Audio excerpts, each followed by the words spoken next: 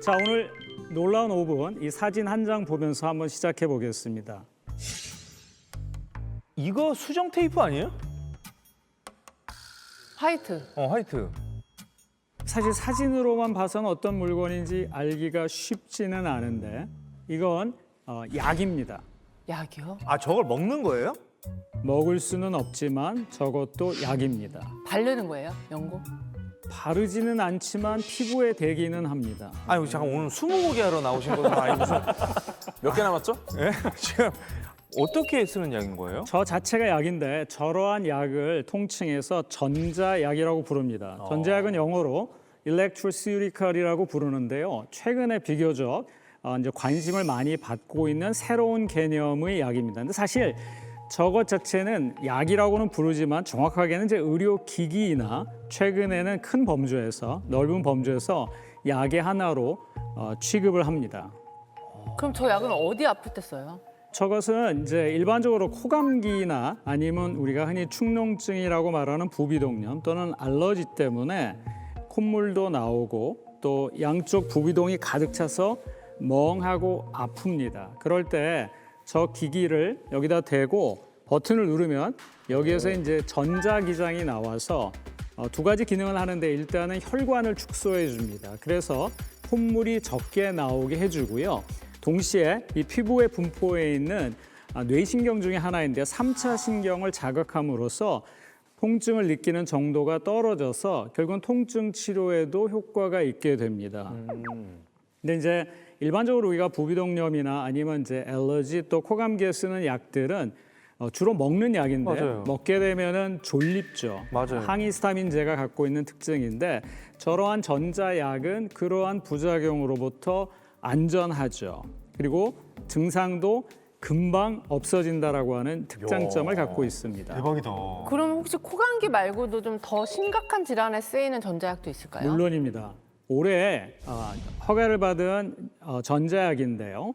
이것은 비소세포성 폐암 환자에게 장착함으로써 거기에서 이제 전자기장이 나와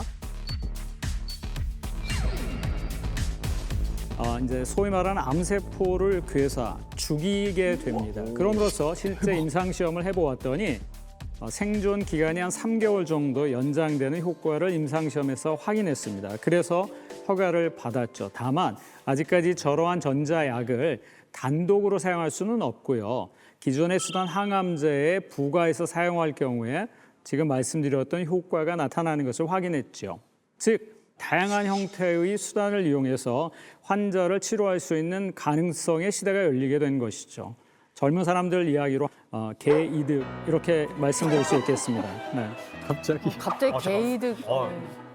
저렇게 지적인 분이 아니, 오늘 갑자기. 사실 지금까지 돈을 가장 많은 그러니까 매출을 발생함으로써 가장 많은 수익을 올린 약은 이전까지는 리피토라고 하는 약입니다. 리피토는 소위 말하는 이제 고지혈증 치료제입니다. 지금까지 리피토로 벌어들인 돈이 전 세계에서 무려 200조에 해당합니다. 200조. 그런데 이 리피토의 아성에 도전했던 약들이 생기기 시작하고요. 그러한 약들이 소위 오늘의 주제인 바이오 약들입니다. 첫 번째가 휴미.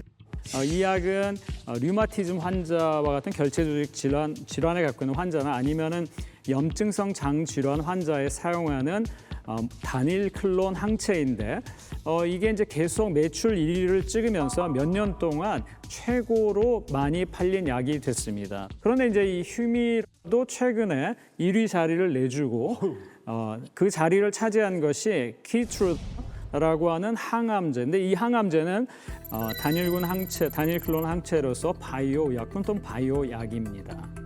뭐 매출액 1위를 차지할 정도면 저는 당연히 타이레땡 뭐 이런 뭐 그런 우리가 자주 접할 수 있는 약일 줄 알았는데 제 주변에 저런 거 맞았다는 얘기 한 사람 못 봤거든요. 그렇죠. 저희도 뭐 그냥 약이라 그러면은 뭐 두통, 치통, 생리통엔 뭐 개보땡 이런 예, 거. 이 정도거든요. 네. 여러분들이 인지하고 있지 못할 수는 있지만은 우리가 이미 한두 번씩 다 바이오 의약품을 받은 그런 경험을 갖고 있습니다. 다요? 우리 다? 뭐 대부분은 아마 받으셨을 거로 생각합니다. 뭐지? 나 뭐 맞았지? 코로나 백신 다 맞으셨죠? 네네네. 바로 코로나 백신 이게 전 세계 인구의 뭐 3분의 2 정도가 한 번 이상 맞았다라고 추정하는데 이 코로나 백신 큰 범주에서 바이오약으로 구분하고 있습니다. 그래서 사실은 바이오약이 가까이 가기 힘든 존재는 아니죠. 그리고 당뇨 환자들이 맞아야 하는 인슐린, 성장 호르몬, 또 보톡스 이런 것들도 다 바이오약입니다. 그리고 보톡스도 바이오약이에요? 네, 그렇습니다. 보톡스 자체도 바이오약이라고 분류할 수 있습니다. 그리고 최근에 이제 가장 핫한 바이오약이 바로 비만 치료제인 위고땡. 네, 그 약도 바이오약입니다. 약간 사실 좀 제가 이런 얘기하는 게 좀 그렇긴 합니다만 제가 썼던 책의 제목이 합성의약품의 시대는 가고 바이오 의약품이 온다. 뭐 이제 이런 책 제목도 하나 있습니다. 네, 이건 나중에 편집 삭제하셔도 무방한 건데. 아 왜요? 오신 김에 책 이름도 널리 알리시고. 편집하면 또 네? 약간 언짢으실 거 아니에요. 그 육자성어로 말하면 불감청일지언정 고소원이다. 감히 제가 청하지는 못하나 마음으로부터 원하는 바다. 네. 오늘 재밌는데요? 갑자기. 야, 오늘 재밌다. 고맙습니다. 바이오약이 대체 뭐길래 왜 이렇게 핫한 것일까요? 오늘 여러분과 함께 이야기 나눠보기를 희망합니다. 아 고맙습니다. 네. 와. 저는 깜짝 놀란 포인트가 강연을 하시다가 우리가 끼어들잖아요. 그럼 떠들어봐 하고 이렇게 기다려 주시다가 우리 말이 딱 끝나면 기가 막히게 본인 다음 문장으로 쫙쫙 찾아서 들어가시는데 그러니까요. 방송 경험이 많으세요? 방송 경험은 없습니다. 하지만 하고는 싶어 합니다. 오, 캐릭터가 그래서 확실하시다. 귀하신데요? 앞으로 많이 뵐 수 있을 것 같아. 그러니까요. 미디어에서. 딴 데서 만나겠는데요? 자, 교수님이 말씀하신 바이오 약들이 있습니다. 인슐린, 보톡스, 성장 호르몬, 코로나 백신 이렇게잖아요. 얘네들 공통점이 뭔지 아세요? 이거 사람이 먹는 약이 아니라 이거 주사다. 그러네? 그쵸? 이거 맞는 거예요?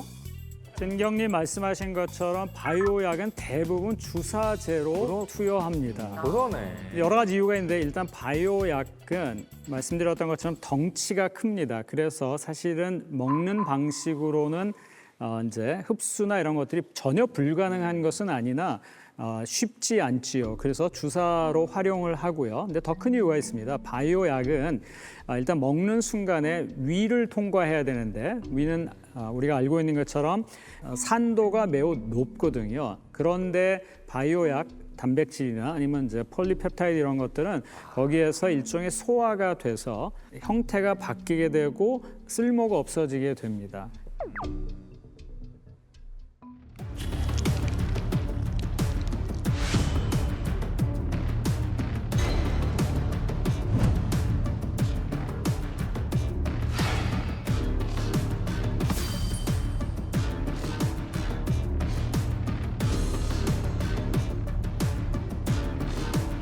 아무리 가설이어도 그렇지 이게 가능할까요?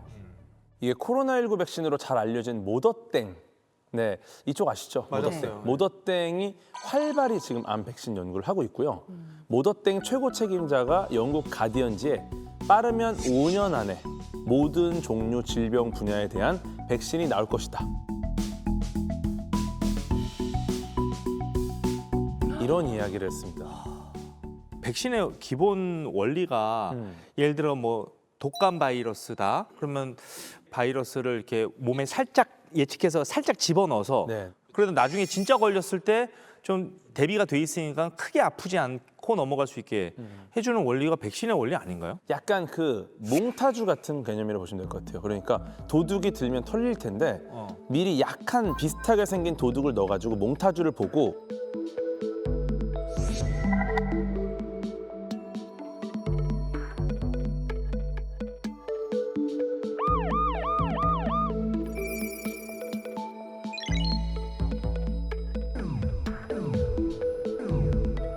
경찰들이 이제 몽타주만 보고 잡을 수 있게 해주는 거죠. 그러니까 약한 균이 들어오고 나니까 나중에 진짜 균이 들어왔을 때 보자마자 이놈은 나쁜 놈이다 했고 때려잡아 버리니까 그렇지. 실제로 걸리지 않는다. 네. 그러면 암 백신도 암 세포를 넣는 거예요? 아니 그렇지 않아요. 그러니까 개념이 약간 다른데요. 이건 기본적으로 아까 제가 잠깐 이야기했던 코로나와 마찬가지로 그 mRNA 백신인데요. 그러니까 코로나 백신하고 비슷한 점이 있어서 그래요. mRNA, M이 메신저란 뜻인데요. 이게 하는 역할은 뭐냐면은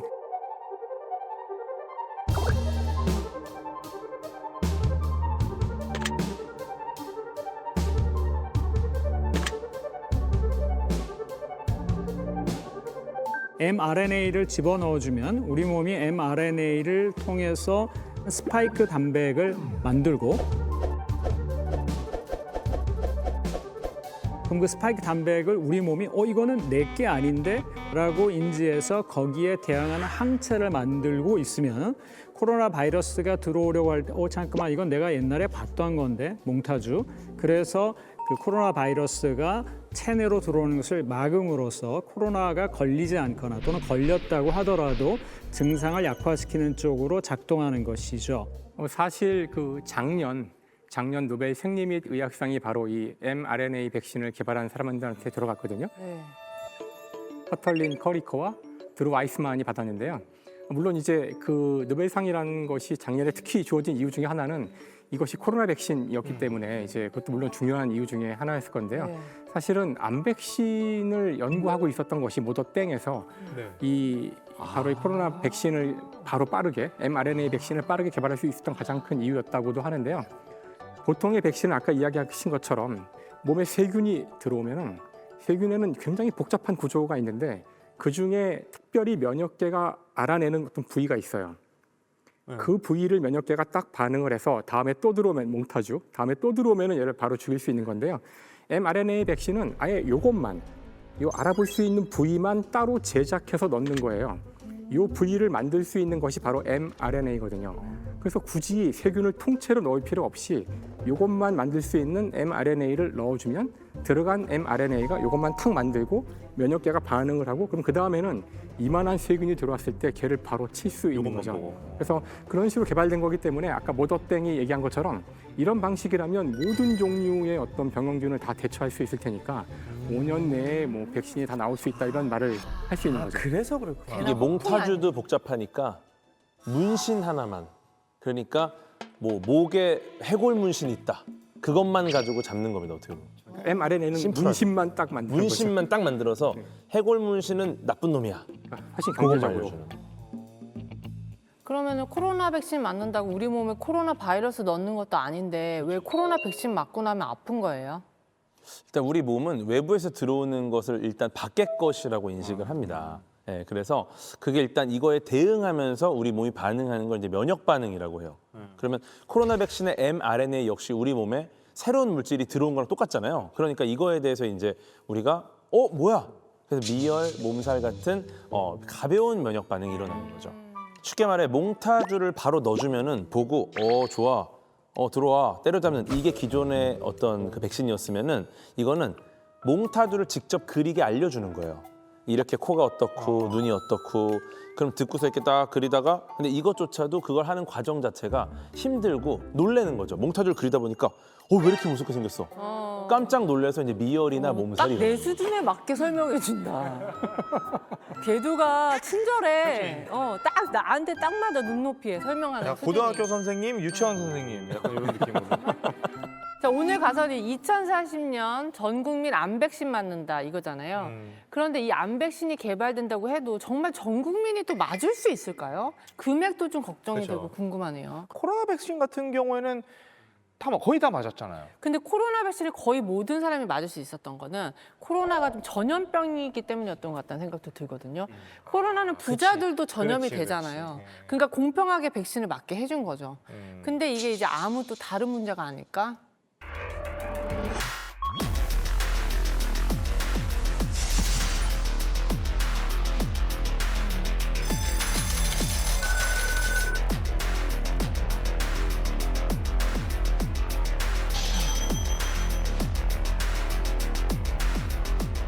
이게 전염성이 높은 질환에 대한 백신은 내가 맞지 않고 내 주변 사람이 다 맞으면은 내가 안전해지거든요. 그럼 어떻게 보면 코로나19 같은 경우는 오히려 이제 부자가 아닌 사람들을 다 맞추면은 부자들은 백신을 안 맞아도 이제 옮지 않을 가능성이 높아요. 근데 이제 이렇게 그냥 내가 이걸 걸리느냐 마느냐 이게 전염이 아니라면은 사실은 부자들이 뭐 약간 부자들의 전유물이 될 수도 있지 않을까. 좀 그런 고민도 좀 있네요.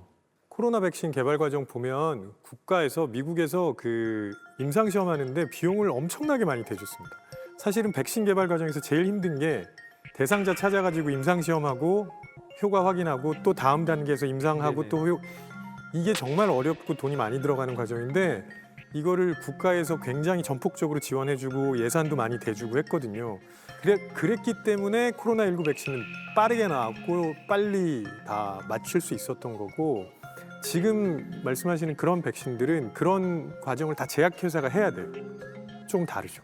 지금 워낙 많은 사람들이 암으로 죽고 있잖아요. 그러니까 사실 시장이 어떻게 보면 되게 크다고 볼 수 있고 국가 입장에서도 그 암으로 그 생기는 피해 희생이 너무 크기 때문에 아마 이게 정말 제대로 된 백신이 나온다면은 가격을 낮출 수 있을 협상을 국가가 하고 상당히 많은 세금도 투입할 수 있을 거라고 생각을 해요. 왜냐하면 이게 실제 가장 중요한 저희 사망 원인 중에 하나잖아요. 이 양극화 문제를 이야기할 때 항상 정부가 나서야 한다, 정부가 어떻게 해야 된다라는 생각을 하는데 이게 미국을 제외한 많은 국가는 그렇게 생각해요. 당연히 어떤 신기술이 나오면 폐해가 있을 수 있고 그건 당연히 어떤 규제가 필요하다 내지는 최소한의 가이드라인은 필요하다라고 가는데 우리가 놀라운 증명을 하면서 계속 접하게 되는 지식이 미국 발이거나 아니면 미국 쪽에서 나온 지식을 받아들이게 되는데 미국 쪽에서 나온 지식은 굉장히 특이하게도 신기술을 전파하고 모든 사람들에게 배포하고 하는 일은 당연히 기업이 해야 된다라고 생각을 해요. 근데 우리는 당연히 그거는 정부가 해야 된다라고 생각을 하거든요. 그러니까 우리가 생각하는 국가주의 이전에 공동체가 공공성을 대표하는 어떤 기관이 처리하는 거에 대한 신뢰가 우리는 훨씬 깊고요. 미국이라는 사회는 독특하게도 기업이 해도 된다. 기업이 그렇게 해서 돈을 버는 게 좋은 거다라고 굳게 믿고 있는 것 같아요. 그래서 그 차이가 계속 나오는 것 같아요. 우리 이야기하면서. 복지 차원으로 가면 많은 사람들한테 혜택을 골고루 나눠줘야 된다라는 논의로 이어지게 되는데 이게 신약과 관련돼서는 고민할 지점이 하나 있어요. 그러니까 글로벌 제약회사들은 신약을 개발을 하면 당연히 투자한 돈이 많기 때문에 비싸게 팔고 싶어 합니다. 근데 우리나라는 건강보험에서 전 국민에게 비교적 싼 가격으로 공급하는 걸 우선적으로 하거든요. 그래서 신약이 개발됐을 때 우리나라에 우선적으로 들어오는 일이 별로 없어요. 왜냐하면 우리나라의 공급 가액이 낮기 때문에. 그래서 비싸게 팔 수 있는 나라에 먼저 주는 거죠. 그래서 이 부분은 사실 뭐 사회적인 논의가 좀 필요한 부분이기도 합니다. 왜냐하면 급하게 기다리시는 분들이 있는데 이게 협상이 잘 안 돼가지고 좀 잘 못 들어오는 경우들이 있거든요.